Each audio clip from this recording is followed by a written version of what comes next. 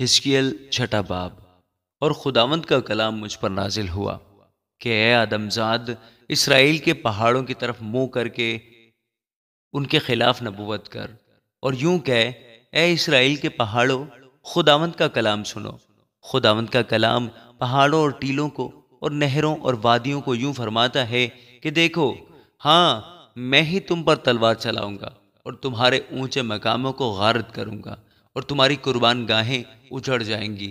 اور تمہاری سورج کی مورتیں ٹوٹ جائیں گی، اور میں تمہارے مقتولوں کو تمہارے بتوں کے آگے ڈال دوں گا، اور بنی اسرائیل کی لاشیں ان کے بتوں کے آگے پھینک دوں گا، اور میں تمہاری ہڈیوں کو تمہاری قربان گاہوں کے گردا گرد پراگندہ کروں گا۔ تمہاری بود و باش کے تمام علاقوں کے شہر ویران ہوں گے اور اونچے مقام اجاڑے جائیں گے،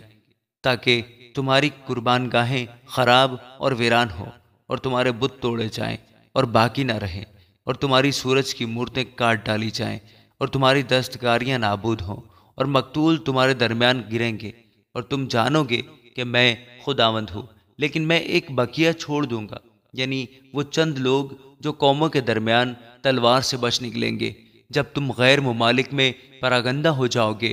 اور جو تم میں سے بچ رہیں گے ان قوموں کے درمیان جہاں جہاں وہ اسیر ہو کر جائیں گے، مجھ کو یاد کریں گے۔ اور جب میں ان کے بے وفا دلوں کو جو مجھ سے دور ہوئے، اور ان کی آنکھوں کو جو بتوں کی پیروی میں پرگشتہ ہوئیں شکستہ کروں گا، اور وہ آپ اپنی تمام بدعمالی کے سبب سے جو انہوں نے اپنے تمام گھنونے کاموں میں کی اپنی ہی نظر میں نفرتی ٹھہریں گے، تب وہ جانیں گے کہ میں خداوند ہوں۔ اور میں نے یوں ہی نہیں فرمایا تھا کہ میں ان پر یہ بلا لاؤں گا۔ خداوند خدا یوں فرماتا ہے کہ ہاتھ پر ہاتھ مار اور پاؤں زمین پر پٹک کر کہے کہ بنی اسرائیل کے تمام گھنونے کاموں پر افسوس، کیونکہ وہ تلوار اور کال اور وبا سے ہلاک ہوں گے۔ جو دور ہے وہ وبا سے مرے گا، اور جو نزدیک ہے تلوار سے قتل کیا جائے گا، اور جو باقی رہے اور محصور ہو وہ کال سے مرے گا۔